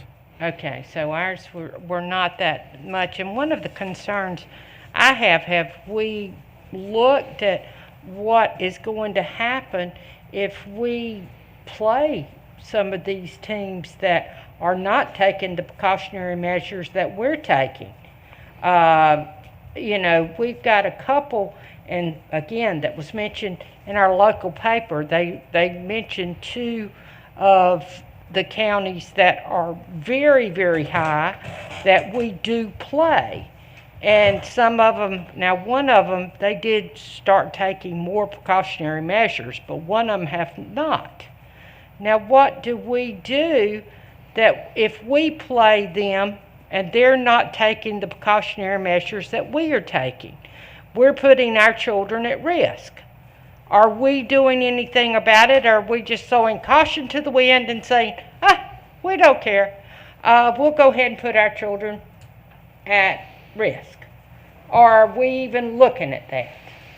Now, I hate to be the bearer of good news, but again, those 2 school systems have been mentioned, and been mentioned more than once in the local newspapers, of being high risk and having more numbers than anybody else in the state, and we do play them. And we're all wanting to get out, we're all going, taking precautionary measures, all of us, because we are wanting to get back out, try to get back to normal as much as possible. And Tim's over here probably kicking me, but I'm just being realistic. I don't want to put our children at more risk, but I didn't know if we were even looking at those type things. So I guess I would respond to that by saying, in the Cabarrus County school system, I think we're doing everything we can in terms of mitigation, and in terms of being extra cautious, in terms of putting great thought behind all of the safety precautions and the safety measures we put into place to navigate the COVID environment. And as you can see by tonight's presentation, even with all the good practices that we have in place, we're still coming up with a lot of positive cases and a lot of quarantines that we're trying to address now. So I think from our perspective in the county system here, I think we're doing everything we can, and we're constantly reevaluating, relooking, reflecting on what we're doing to try and make sure that we're getting it right and looking at the data and letting us inform some of those decisions that we're making. In terms of other school systems, you make a great point. And to be frank, I don't have that answer right now to be able to say to you, this is what we're doing. But what I will do tomorrow is I'll talk to our principals and I'll talk to some of our cabinet members and also our athletic director to see if there's anything that we need to be doing in terms of extra precautions, and reach out and get some feedback from them. But from our end, I know that we're doing everything that we can. I think you had made a comment, which I think is great, looking at some of our schools that numbers were lower, and say, hey, what are you doing that the other ones aren't? And I think that's a great idea, because if their numbers are like 1.2, where some of them's 8 point something and something, they may be doing something different that the other ones aren't. And I think that's a wonderful idea to see what are they doing that the other ones aren't. And I think that's a great idea to do that. And John, you had even mentioned that you've worked with the Health Alliance on this to say, and they've given ideas and working with that. And I think that's a great idea, working with them to see that they think this is a start for it. And I think that Laura has, she's kind of gone through something similar with the quarantines and things. So I think that this is, a good start to this. Yeah, if I can just say real quickly, Brian Tyson is the county's director of athletics, and Brian's a really deep, thoughtful guy. I can't think of anything other than his family that he cares more about than athletics. I mean, he is all about it, and he wants athletics to be successful, but he wants it to be safe too. Brian vigorously engages in challenging conversations around the management and mitigation of this disease. He's frequently in touch with health officials. I mean, so I'm up here quite a bit talking to y'all about this in terms of students and schools. But I got to tell you, Mr. Tyson does that same thing. So he takes it very seriously. He's on top of it. I can't say enough good things about the work Brian Tyson does to address the concerns you have. And I'm quite confident that he'll work closely with Dr. Kopicki at figuring out how to minimize the risk. Mr. Farr, would you like to? Yeah, I want to add a little bit to that. Mr. Tyson has, with the health officials, he's taken them to our team's practices so they could have a better understanding of what's going on, and them working together. And we've had numerous games already postponed. It's not like we're throwing our kids out there. I mean, every week there's been cancellations because we're not playing those schools. So I think they're taking every precaution to not to put our kids in any kind of danger. I think some of our schools have only played like 2 games, and they should have played 4, at least 4.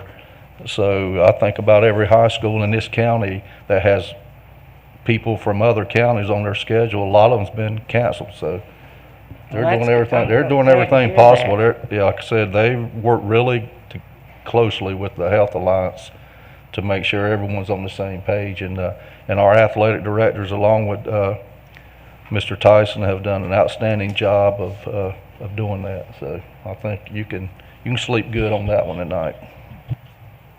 Thank you. And just so the viewing audience knows, as if they wouldn't have guessed, you're our athletic liaison. So we appreciate that information. Ms. Adcock. I think everybody has asked all the questions that I had written down. I just want to say thank you for putting this together, to our superintendent and to you for this presentation. I think it is going to continue to take thinking outside of the box, coming up with new solutions, and then working together with our medical teams that are in our community to help us to manage this. So thank you very much. Thank you. If I can say one more quick thing about it. around the time that school was first starting, this board, and I believe it was Mr. Furr even said that, folks, we may go through some stuff. At one time it was around the consideration of the masks. Maybe this will change. Maybe maybe we might have to do something different. I think our great partners at the Health Alliance have said maybe we need to do something different, and that's what we're doing now. And if it's working, if that ends up working, if you guys approve of this and it works, great. And if it does not work and we find out quickly, we will monitor it, we will stay on top of it, and if it turns in a bad direction, we can change as quickly as possible then. Laura, Ms. Blackwell, are you there? Yes, ma'am. Any questions or comments? Actually, the only comment that I really have is that it's so hard to hear y'all that I really hope that the rest of the people that are listening don't have the same trouble. And I'm guessing it's because of the math. But I don't have any questions regarding this. I do appreciate the effort in order to put some more common sense measures in place. So thank you for that. Thank you. Dr. Kapicki? So just quickly, as we close, thank you for the questions. I would encourage our board to continue to ask the questions because it keeps us sharp, it makes us rethink things, it makes us go back and have conversations. So, it's a team effort and we do appreciate that. I'd also like to thank our principals and our teachers, especially for the work they're doing on a day-to-day basis because they're in the trench every day and they're working with the kids every day, and I do appreciate the efforts they're going through. I'm in the schools and I'm watching some of the instruction, watching the principals, watching the interactions they're going on with their kids, and it's impressive on a day-to-day basis. This is not the educational systems that we're all familiar with. This is a very different environment that we're all working under. And our principals and teachers are just doing incredible work, and I'm just very grateful for the efforts that they're putting in. And we'll continue to sharpen the saw and try and get better and better at what we do to make sure that we're doing all we can to help our students, our teachers, and our community. So thank you. So, Mr. Bastley, I'd like to make a couple of comments Oh, before yes, I'll take my turn. So, I guess it's definitely been said once or twice, but I think the greatest takeaway from here is we've got to return our school nurses to their jobs.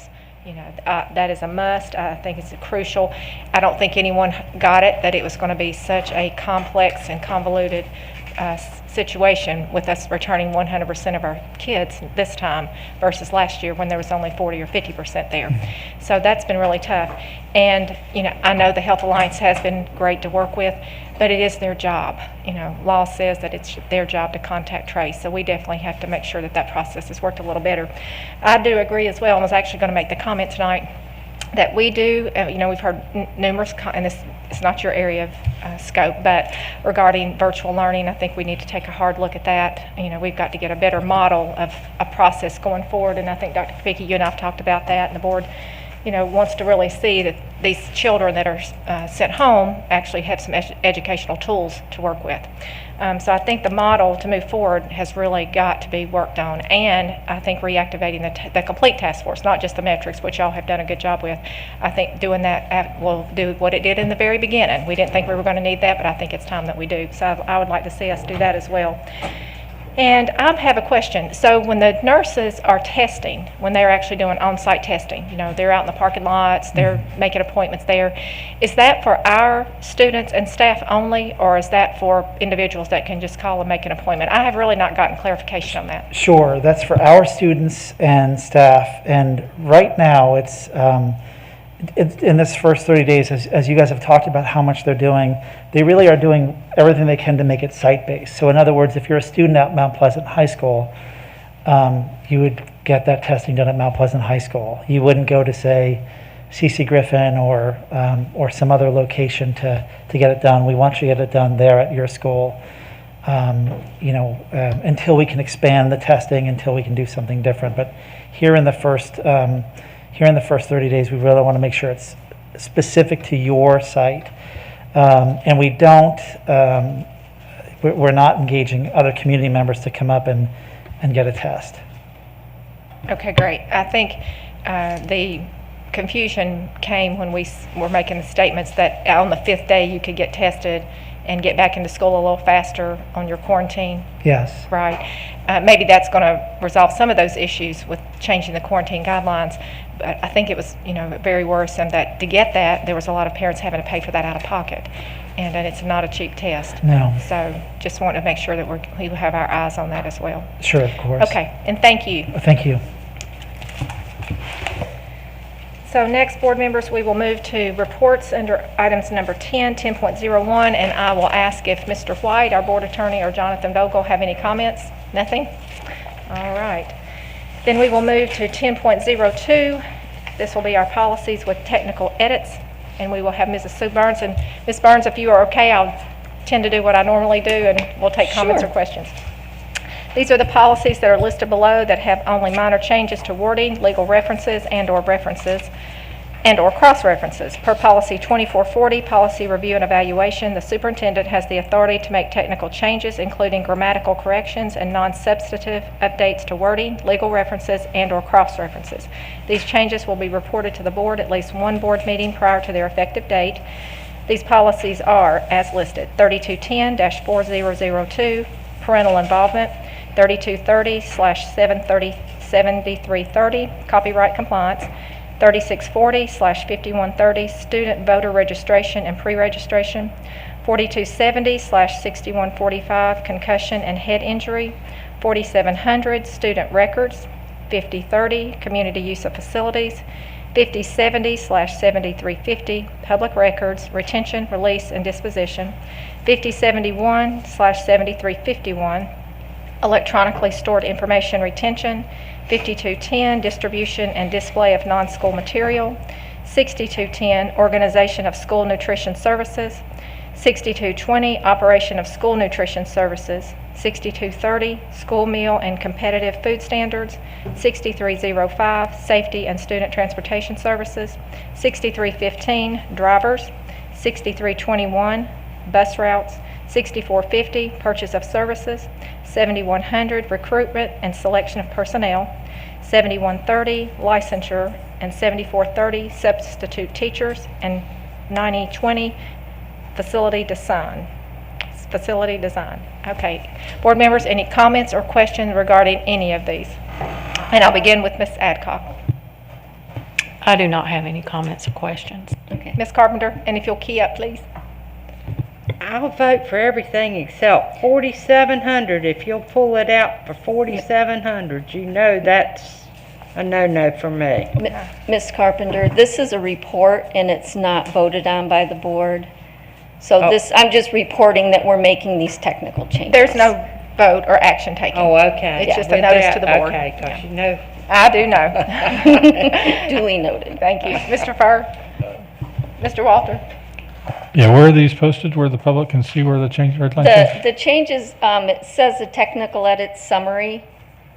But there's not like a document that somebody could say, look, to Well, click on? I did not post the individual policies. Can we post them somewhere?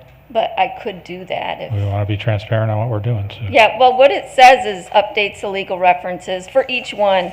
I figured the description of the update was sufficient since it was just a report, but if you like, I can. I just put think if that we on can be there as transparent somewhere. as we can possibly Sure. be, is showing folks what we're changing.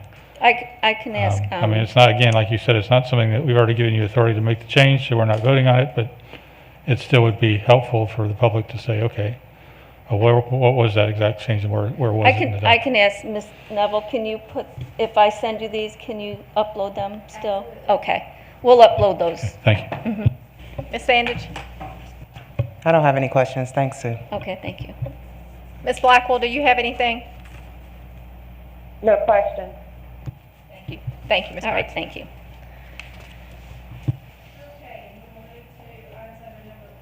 We will move to items under number 11, approval of minutes. So may I have a motion that the board approve the minutes for the open session meetings, July 12th, 2021, July 26th, 2021, August the 2nd, 2021, August the 9th, 2021, as presented. So moved. Second. I have a motion by Ms. Adcock, a second by Mr. Furr. All those in favor say aye. Opposed? Thank you. And next, we will move to our consent agenda under number 12, which was approved last week. And with that, may I have a motion that the September 7th, 2021 consent agenda be approved as presented? So moved. I have a motion by Mr. Furr. Second by Ms. Adcock. All those in favor say aye. Opposed? Thank you.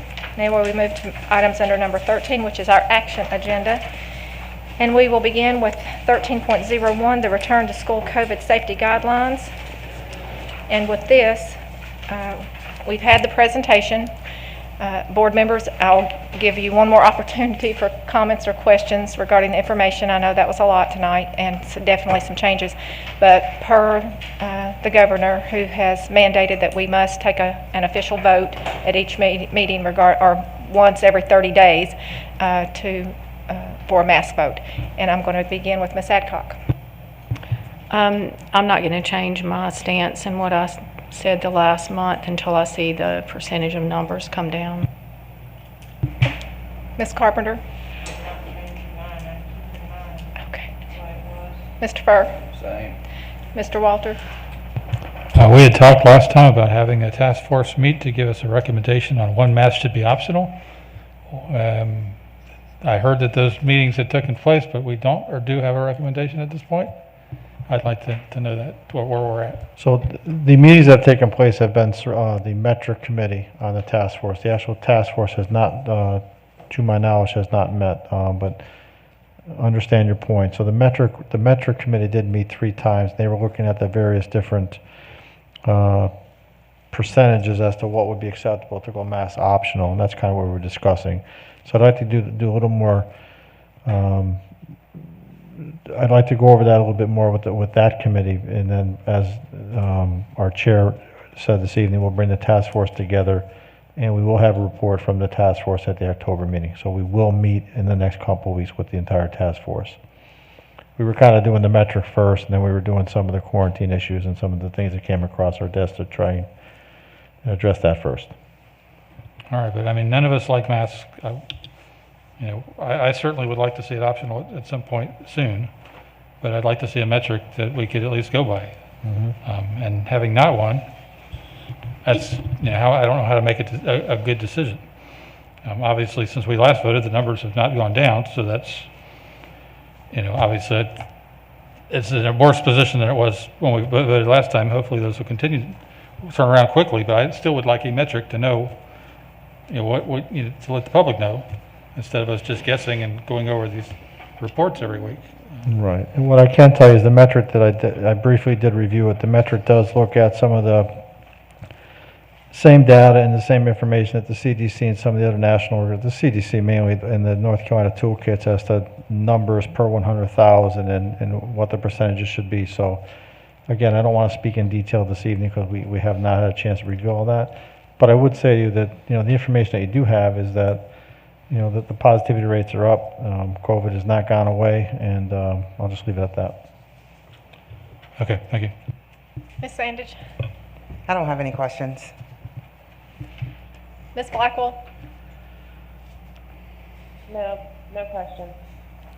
So Dr. Kapicki, would you like to offer a recommendation for tonight? Yes, I don't think much has changed since the last time we spoke. And again, I totally understand people's different perceptions on the masking issue, and I respect everyone's opinion. But I do think, as your superintendent, that my recommendation would be that we strongly keep in place the mitigation efforts that we have, including masking at this time. Okay, board members. One more opportunity for comments or questions. Okay, hearing none, I will ask for a motion to adopt or continue the adoption of continuing masking. Do you have something? I'm watching you. Okay. To continue the mask mandate that we had placed this past month. I will ask for a motion to be placed on the floor. So moved. I'll second that. So I have a motion by Ms. Adcock and a second by Ms. Carpenter. All those in favor say aye. Aye. Opposed? No. So hearing Ms. Blackwell and Mr. Furr dissenting, that will be a 5-2 to continue the mask mandate, and we will revisit this in 30 days, or actually at our October board meeting. Madam Chair, can we Yes. talk briefly about the mask break? Is there a standard for that, or what are we And telling actually, our Dr. schools? Kapiki, I think you were addressing that already, correct? So we have addressed that with our administrators, and I know that there are definitely mass breaks taking place, but we will address it again this week. I'm sure that the people that are pointing that out to us this evening and through some of the emails that we're receiving, I'm sure there are some situations where, again, we can get it better. So it's just continuing to have those conversations and making sure that we communicate the expectations that mass breaks are given to students throughout the day periodically, so that they're not sitting there from the time they walk until the time they go home. So I will send a communication out tomorrow to our principals and administrators, and I will make sure that I CC the board on that communication so you're aware that it did go out. So I just want to make a couple of statements and just some takeaways before we move on. And Dr. Kapiki, I think you've heard the board tonight very clearly state that it really is time that we have a clear plan about quarantines. We know there is none of us up here that want to wear this mask. We don't want our little kids wearing masks, our bigger kids wearing masks. We know that it is uncomfortable. We understand that. It's what we have to do to check that box and to make sure that quarantines are held. And we've seen that the surrounding counties are having true challenges, and it's either be able to do that or have our kids at home. And that's just not something that I want to see. I don't like it any better than anybody else, but my goal last year and this board's goal was to get kids back in school, but to keep them back in school. And that's just not going to happen if quarantines continue to happen. And the ability to be able to check that box for right now the way it is just what does keep us in that place. And as much as we do not want to do that, and I'm glad that we can do this every 30 days so that we can update it, and as those numbers come down and we feel that we are in a better situation, we will revisit it. So with that being said, I think our takeaway is we need to make sure that we reactivate the task force. We definitely need a plan for virtual learning and to see what that looks like for our kids. We're going to continue to deal with this, and that's just not going to go away anytime soon. And we definitely need a model to move forward. Our task force in the beginning of December of 2020 did a great job with staff and that group to get us back in school and with plans in place. And I think we can do that again and make this just a little bit more successful. And then also, we would like the update with the information regarding the positives from the quarantines current. That's a real important piece of information for us. The surrounding counties were able to do that, and that gave that visual so much different look. So that's really important. And Dr. Kapiki, anything else regarding that? No, ma'am. Okay. All right, so with that, we will move to 13.02, approval of policy 2310, second read revisions. We will have Mrs. Burns back to the podium. Thank you. We have on page 2, we had a slight revision after the first reading, and I apologize this was not put in your second read last week, but we wanted to make sure that you and the public were aware. The only change we made on page 2 is made a deadline of 12 noon on the day of the regular scheduled monthly business meeting for speakers to sign up. What we had before was 30 minutes, and it's just not enough time for them to logistically put together the lists and to know how many are going to be here and that type of thing. So that was the only change, was to, in addition to the changes you all reviewed last week. The only change is that we made it noon the day of the regular scheduled meeting. So I will just recap that policy 2310, public participation of board meetings, that is on the action agenda, is to be approved with the change of the deadline for submitting requests to address the business meeting. All requests will need to be received by the board clerk by 12 noon the day of the business meeting. Correct. Does that, okay. All right, board members, any comments or questions? With that, I would ask for a motion to approve policy 2310 for second reading revisions as presented. So moved. I have a motion by Ms. Adcock. Second. A second by Mr. Furr. All those in favor say aye. Opposed? No. So Ms. Blackwell? Aye. Thank you. So that motion passes 6-1. Thank you. Thank you. And now we will move to 13.03. Board members, I asked about the voting delegates for our North Carolina School Board Association Annual Conference, and I just need a head count on those that would like to participate as a delegate. Ms. Carpenter? We have 4. Ms. Okay. Ms. Sandage? I'm sorry? I can help. Okay. We can do that. Ms. Blackwell, would you like to be considered as a delegate or an alternate? No thanks. Okay, so I have Ms. Adcock, Ms. Carpenter, Ms. Sandage, and myself, and how about I'll list you and Rob as alternates. Karina, do you have that recorded? Okay, great.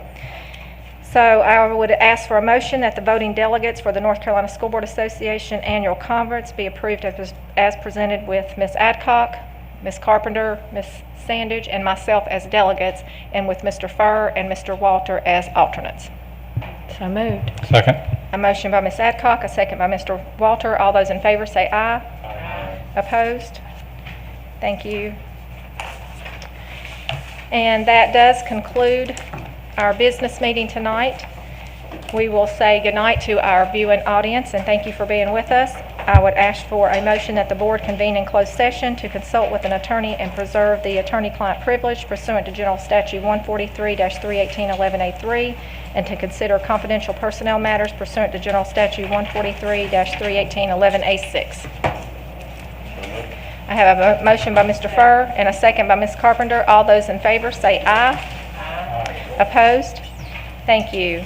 Good night, and we will see you at our October work session. Thank you.